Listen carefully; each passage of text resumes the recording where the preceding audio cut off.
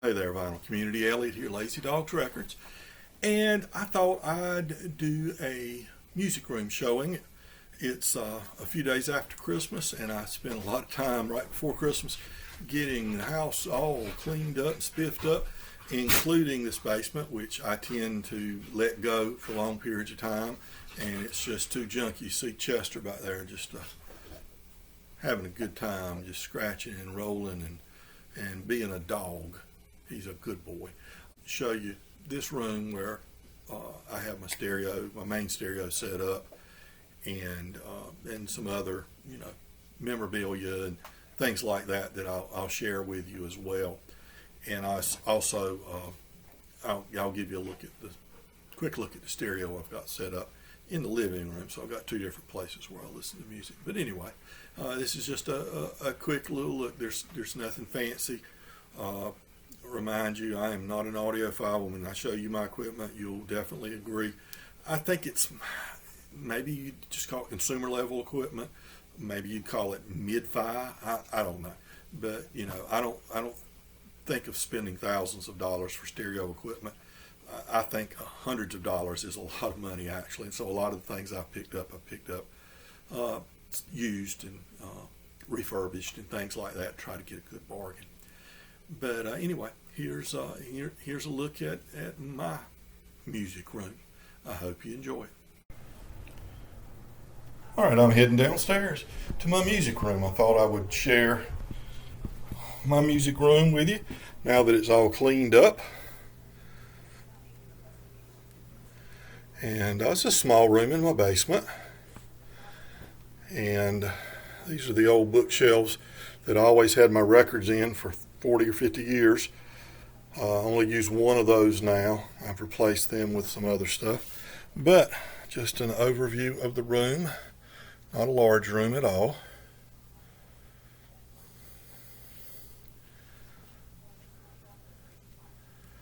Nothing fancy, but it's comfortable to me. So I'll kind of go over everything with you and let you see what I've got. Of course, you need a refrigerator, and this is Rilla the gorilla. This was my daughter's stuffed animal, still is I guess, from 25 or more years ago. Rilla the gorilla. She stays down, well, it's actually a he. I always thought Rilla was a girl, but my daughter recently informed me that Rilla was a guy. He hangs out with me down here. An old couch used to be in the living room. There's a portrait of Chester my daughter painted. There's a cheapo stag mandolin that I picked up left-handed. And that Grateful Dead pillow my daughter made when she was a little girl, when I was going through a phase where I was listening to a whole lot of Grateful Dead. And a piano that was given to us by relatives when my daughter was young and learning to play the piano. And it doesn't get played too often anymore. A little memorabilia up here. My daughter painted that Tom Petty quote. She does little things like that often. A friend of mine that was on RCA for a little while named Bill Lyerly.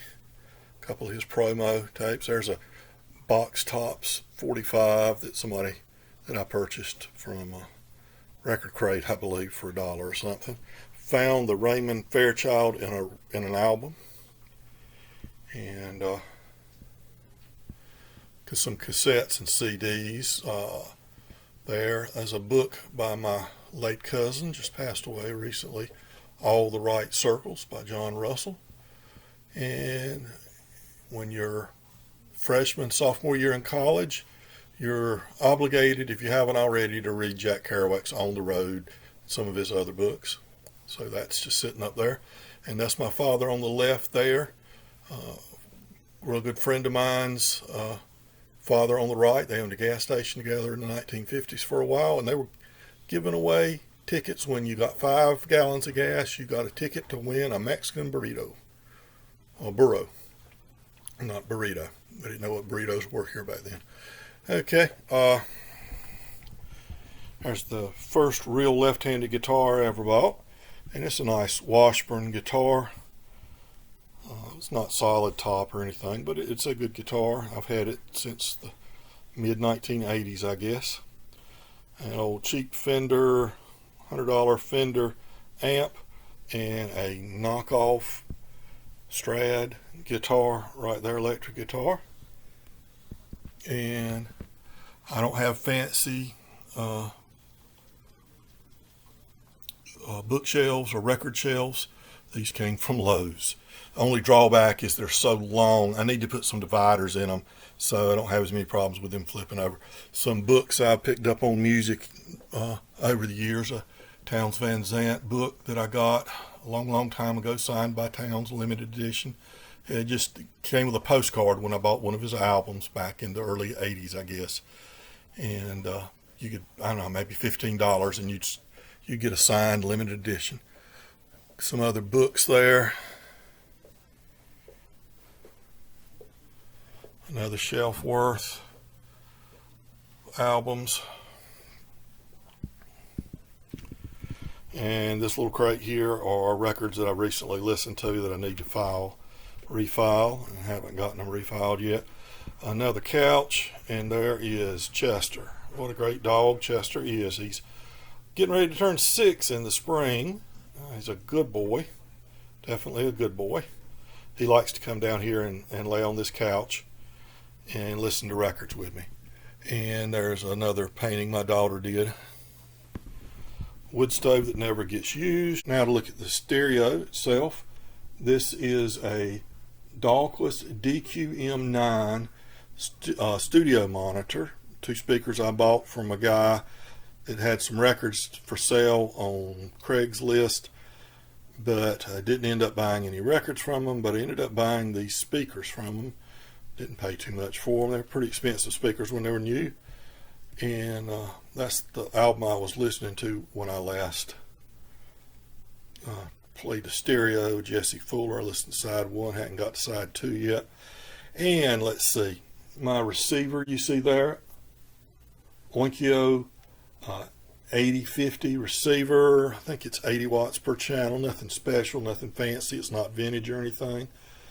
Something I just picked up when it was on sale somewhere. They were trying to get rid of the old models, I guess it was. And Shit's Manny phono amp, which I really like a whole lot. Picked that up from a fellow VC member. And the turntable you're looking at right now is a 1219, and it has a Pickering V15 Micro 4 cart from the 1970s, I guess. Still working fine, with a Stanton 890E stylus. All these figures I'm throwing at you, I have to write them down. I never can remember that stuff. I am not a audiophile. I don't remember all that stuff. There's a mixer I use when I do my live streams and do music to play on the on my videos, things like that. And I got this little table right here. I'm getting ready to do Tavis's contest with the Dawg's animals on the cover, so I pulled a few records there. You see there's an old turntable in the back and 2 basins. I clean here and then push everything back, and I can set the laptop there and do my broadcasts when I do live streams. And my cleaning equipment, supplies and that sort of thing is there as well. Good friend of mine, I cleaned up all his records, and I got to clean these little 45s from him. Some of them were his parents, some of them were his, some of them were his sisters, like Deep in the Heart of Texas there, a little children's record, and some little 45 boxes of Glenn Miller and things like that. Now, of course, you can tell I'm not audiophile. You see my speaker stands or milk crates.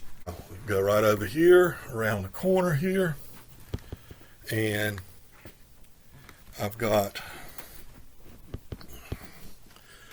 the rest of the teas through the last of my records that have been filed. are my various artist soundtracks and various artists. And then I've got over here some more shelves with records I haven't filed yet, haven't listened to, haven't filed, a couple boxes of records. Up there at the top is one of the dual project turntables that I work on. That's a 1219, I believe. Here's a 12, well, that may be, it's either the 1019, which was a late 60s model, or a 1219. I'm not sure which. I can't remember. One's a 1019, one's a 1219 anyway. And then down here, two project dual turntables, a 1019 and a 1219, I believe, that I haven't started working on yet. A Mitsubishi receiver that still works fine, and a much cheaper dual model down there at low that I picked up for $10 or something like that. Don't know if I used the spindle on it, the short spindle on it, for one of the other duals, so I got my money back on that and more, because those things cost $15 or $25, something like that. So that's all my that's my tour of my room. And now upstairs in my living room, I also have stereo set up, and nothing special here. Another one of the duals I'm working on, that's a 1229 dual right there that I really enjoy, and it's got a new cart and stylus on it, Ortofon Super OM10, which I really like. I mean, not an expensive stylus at all, or cart at all, but I think it does a really good job. And then there's the receiver there on the right is just a 2-channel AV receiver that I picked up for next to nothing at a secondhand store or something, consignment store. It's a Sony STR DH130. It does a good enough job for what I need right now. And behind it is the Cambridge Solo Phono amp that makes a huge difference. The speakers I'm running in the living room are Polk Audio RTI A3 bookshelf speakers. I've been real happy with them. And they're nice bookshelf speakers. And the guitar here you're looking at is a Taylor 324E, left-handed, of course. So there's my look at my music room. Hope you enjoyed it. And remember, be kind to your neighbors, because we're all neighbors.